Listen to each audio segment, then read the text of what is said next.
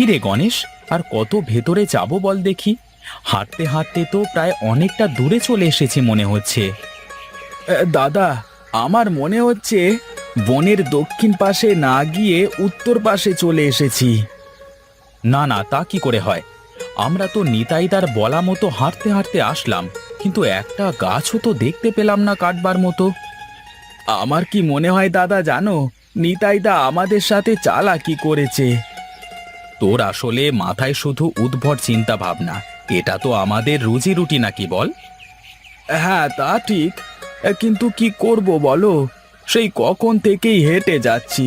জানি না বনের কত গভীরে চলে আসলাম, চারপাশটা কেমন নিস্তব্ধ। হ্যাঁ রে, একটু সাবধানে চলতে হবে এখন, কারণ এখানে যদি কেউ আমাদের ছিঁড়ে খায় তাও দেখবার কেউ নেই।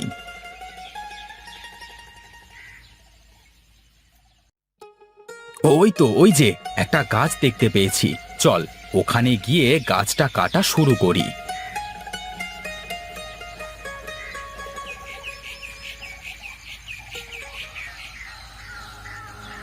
দেখ দেখ গণেশ, এই গহীন বনের ভেতর একটা বুড়ি ঘুরে বেড়াচ্ছে।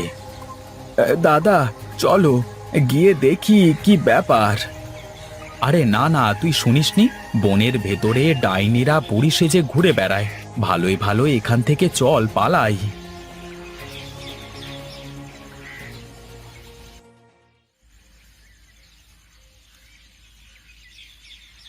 আহারে, মাছের বাচ্চাটা কি কষ্ট করতেছে। মনে হয় লাফাতে লাফাতে ওপরে উঠে এসেছে। যাক বাবা, মাছটা জানে প্রাণ ফিরে পেল। কি কষ্টটাই না পাচ্ছিল এতটা সময় ধরে। কোথায় যে গেল গরুটা? যতবার শক্ত করে বাঁধি ততবারই খুলে চলে যায়। এখন আমি কোথায় খুঁজি? এত দূরে আসতে হয় নাকি? আমি সেই কখন থেকে তোকে খুঁজে বেড়াচ্ছি বলতো। চল দেখি, চল এবার ঘরে ফিরে চল।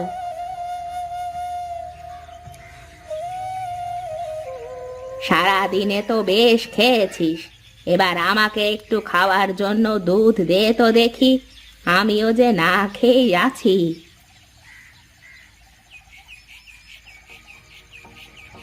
আজকে আমাদের সাথে কি ঘটনা ঘটেছে জানিস ফটিক?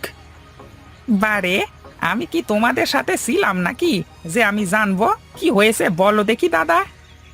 আমি আর বিনয়দা হেঁটে যাচ্ছিলাম, হঠাৎ একটা বুড়িকে দেখে আমরা দাঁড়িয়ে পড়ি। বুড়ি তো থাকতেই পারে, হয়তো কোনো কাজে গিয়েছিল বনের ভেতরে। আরে না, বনের অত গভীরে কারোর যাওয়ার কথা না। আমার মনে হয় আমরা আজকে সত্যি সত্যি পেতনি দেখেছি। ধুর, তাই আবার হয় নাকি? কি যে বলো না দাদা তুমি। আমার কথা বিশ্বাস না হলে তুই গিয়ে বিনয়দার কাছ থেকে শুনে আসকে যা। ও তো শোনাশুনি বাদ দাও দেখি। কাল তুমি আর আমরা দুজনে যাবো গা। দেখি পেতনি আমাদের কি করতে পারে, একটু দেখি আসবো। বেশ, কাল তাহলে দুজনে একসাথেই কাট কাটতে বেরোবো। এখন তাহলে আমি যাই।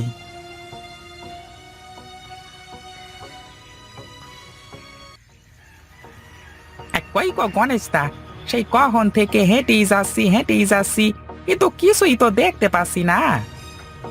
আরে পাবি পাবি, দেখতে পাবি, আমার পেছু পেছু আয়।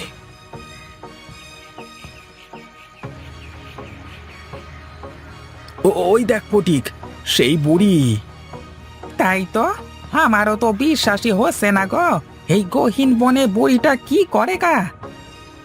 চল চল গিয়ে দেখি আমরা।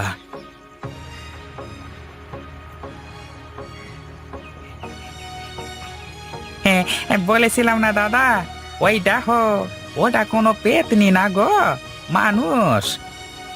আচ্ছা, আমরা যদি বুড়িটার ওই গরুটা নিয়ে যাই তাহলে কেমন হবে? ভালোই হবে, তবে কিন্তু অর্ধেক অর্ধেক। হ্যাঁ, যদি রাজি থাকো তাহলে বলো। বেশ বেশ, আমি রাজি। এবার চল গরুটা নিয়ে নেওয়া যাক।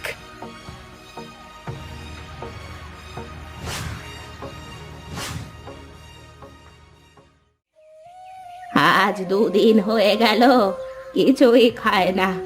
একমাত্র ওই গরুর দুধই ছিল আমার খাবার, তাও কারা যে চুরি করে নিয়ে গেল।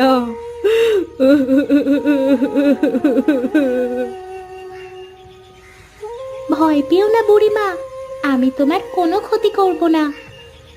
আমি তো ভাবলাম তুমি এখন আমাকে ধরে আস্ত গিলে খাবা। আরে না না বুড়িমা, আমি তো তোমাকে সাহায্য করতে এসেছি। তুমি আমাকে কেন সাহায্য করবে আমার মতো গরিব বুড়িকে? তোমার হয়তো মনে নেই, বেশ কিছুদিন আগে তুমি আমার জীবন বাঁচিয়েছিলে বুড়িমা।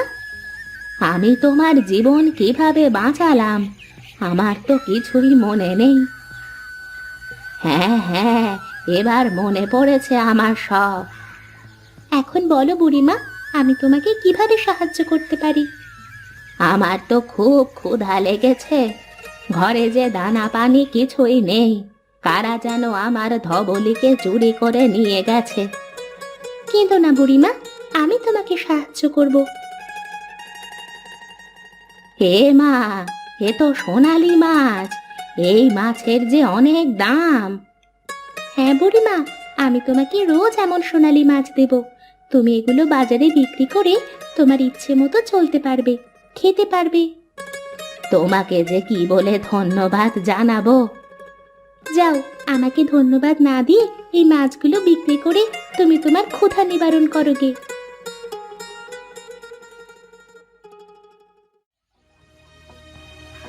বুঝলে তো গণেশ দা, এই বুড়ি জাদু জানে নিশ্চয়ই, তা না হলে ওই গরু আমাদের অত দুধ কি করে দেয়? আবার দেখলে না কেমন মাছের কাছ থেকে মাছ নিয়ে গেল। এ যে করি হোক, আমাদের ওই মাছটা চাই চাই।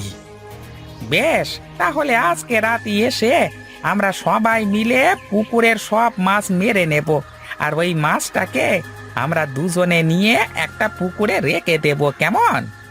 হ্যাঁ রে, দেখলি না বুড়ি কেমন সোনালী মাছ নিয়ে গেল। আমাদেরও সোনালী মাছ লাগবে। এখন চলো গা, বুড়ি আবার আমাদের দেহে ফেললে সমস্যা হয়ে যাবে।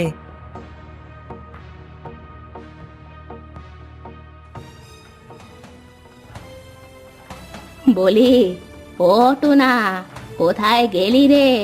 একটু ওপরে আয়। বলো বুড়িমা, কি বলবে?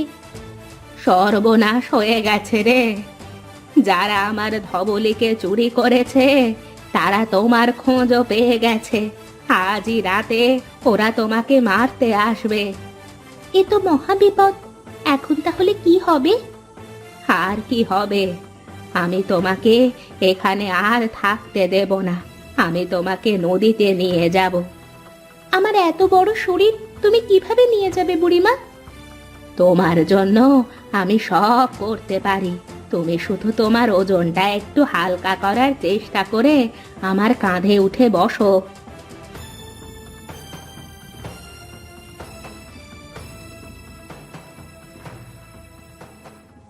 এবার তুমি আমার পিঠে চড়ে বসো বুড়িমা, আমি তোমাকে নতুন একটা জায়গায় নিয়ে যাব, সেখানে শুধু তুমি আর আমি।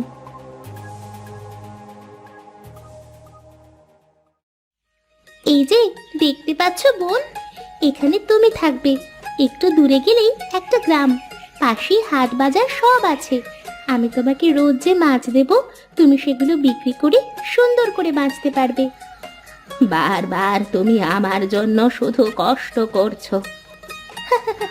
কি যে বলো না বুড়িমা, তুমি তো আমার জীবন বাঁচিয়েছো, তাই তো তোমার জীবন বাঁচানো আমারও কর্তব্য। আমার কেমন একা একা লাগবে তোমাকে ছাড়া। তোমার যখনই একা লাগবে তুমি আমাকে ডাকবে, এই নদীর ধারে এসে আমি হাজির হয়ে যাব।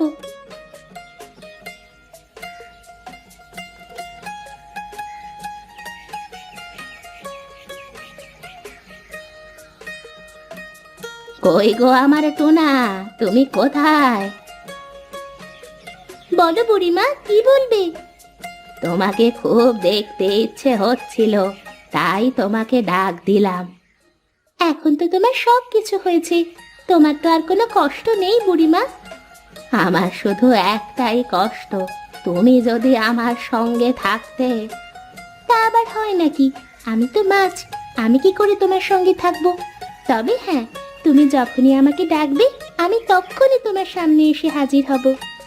সে তো আমি জানি টুনা, তুমি আমার কথা খুব মানো। আজ মাঝির সর্দার মিটিং ডেকেছে, আমি সেখান থেকে মিটিং ফেলে চলে এসেছি। বেশ বেশ, তাহলে তুমি এখন যাও, আমি আবার প্রয়োজন হলে তোমাকে ডাকবো, কেমন? ঠিক আছে বুড়িমা, তাহলে আমি চলি।